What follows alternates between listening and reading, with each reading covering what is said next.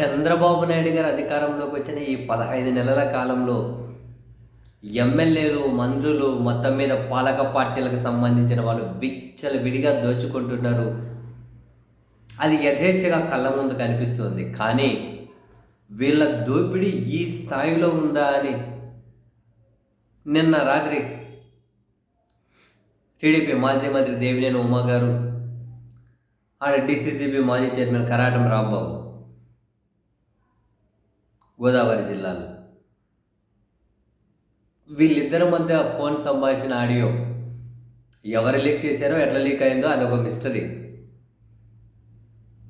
కానీ ఆ ఫోన్ సంభాషణలో పోలవరం జనసేన ఎమ్మెల్యే చిర్రి బాలరాజు సంవత్సరం రోజుల్లోనే 100 కోట్లు దోచేశారు అని వీళ్ళు మాట్లాడుకున్న మాటలు, ఈ విషయం వాళ్ళ అధ్యక్షుడు, అది జనసేన అధ్యక్షుడు టీసీఎంకి తెలియదా అని వాళ్ళు మాట్లాడుకుంటున్న మాటలు. ఇది అంత కకృతి ఇంకా 4 ఏళ్ళు ఉంది కదా, సంవత్సరంలోనే ఇంత సంపాదించేసుకోవాలా అని ఒక్కసారిగా అందరూ నోరేళ్ళ పెట్టే పరిస్థితి. ఎందుకంటే జనసేన ఎమ్మెల్యేను 100 కోట్లు దోచేశారంటే టీడీపీ ఎమ్మెల్యేలు ఎంత దోచేసి ఉండాలి?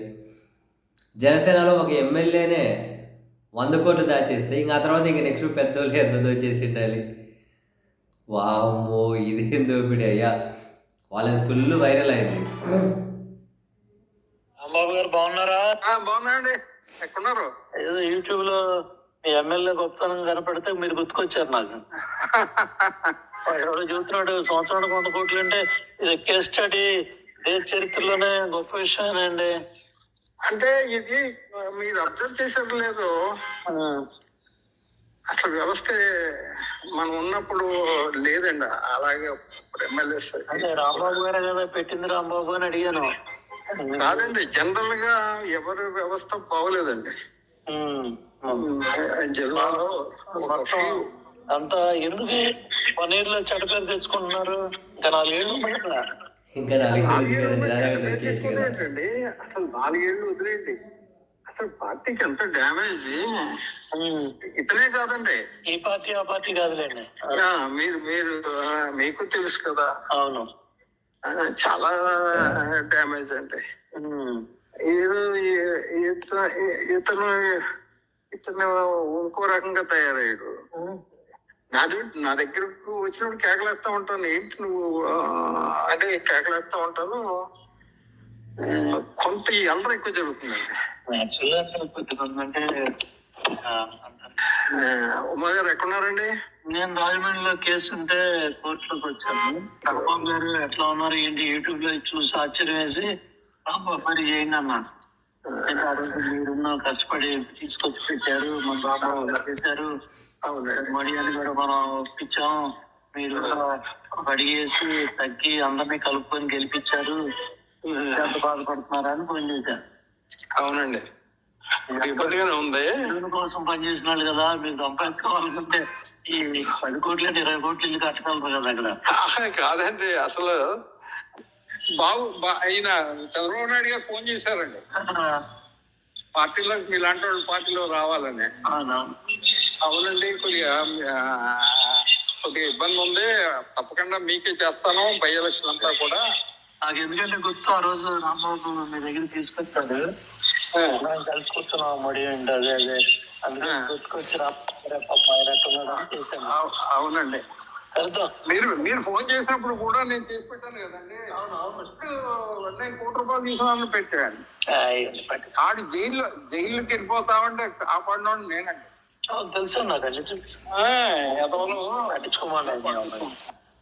ఇబ్బందిగానే ఉంది. దేవుని కోసం పనిచేసిన వాళ్ళు కదా, మీరు సంపాదించుకోవాలనుకుంటే ఈ 10 కోట్లు 20 కోట్లు ఇల్లు కట్టగలరు కదా అక్కడ. కాదండి, అసలు మాది ఉన్నదే మేము దానం చేసామండి. ఇప్పుడు అసలు చెయ్యి దాచడం అంటే తెలియదండి. విలువలతో ఉన్నాడు మీరంటే కొద్దిగా ఇబ్బంది నాకు ఉందండి. ఇబ్బంది ఉంది, కాకపోతే కంట్రోల్ చేస్తున్నా. అంటే కొద్దిగా టైం ఉంది, కొద్దిగా మళ్ళీ మామూలు స్థితికి తీసుకురావాలండి. ఇప్పుడు మళ్ళీ కూటమి దెబ్బతినేస్తుందండి. ఇప్పుడు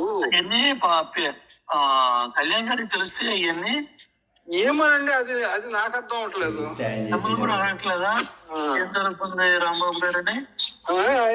కూడా ఫోన్ చేయలేదు నాకు ఇప్పటికి. ఇప్పుడు నేను చేసినట్టు కనీసం రాంబాబు గారు లేదండి, ఇప్పుడు వరకు ఫోన్ చేయలేదండి. నేను కూడా మరి ఫోన్ చేయకండి, నేనేం కావాలి. అంతే అంతే అంతే అడిగినప్పుడు చెప్తారు. అడిగినప్పుడు ఒకసారి చంద్రబాబు నాయుడు గారి దగ్గరికి వెళ్ళి నిర్వాసితుల గురించి మాట్లాడానండి. ఏదో ఇస్తారని కమ్మబడి రామ్మోహన్ రావు మాట్లాడారు. మళ్ళీ ఈయన మాట్లాడాక అప్పుడు సీఎం రమేష్ కూడా నా పక్కన ఉన్నాడు. సతీష్ సీఎం రమేష్ అందరు నా పక్కన ఉన్నారు ఆయన మాట్లాడినప్పుడు. చాలా మంచి పొజిషన్కి వెళ్ళాడు. సీఎం రమేష్ నా పక్కన ఉన్నాడండి. సీఎం అమిత్ షా పక్కన ఉన్నాడు. సీఎం రమేష్ సానా సతీష్ లోకేష్ బాబు పక్కన ఉన్నాడు. నా పక్కన ఉన్నప్పుడు పోలవరం డ్యామ్ దగ్గరే ఉన్నాడు.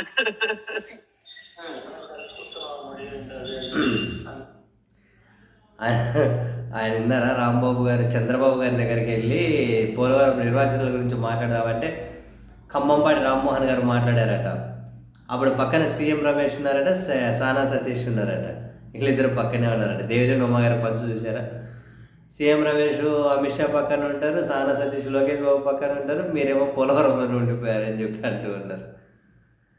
ఒక్క జనసేన మీద 100 కోట్లు వచ్చేసాడట. అమ్మో.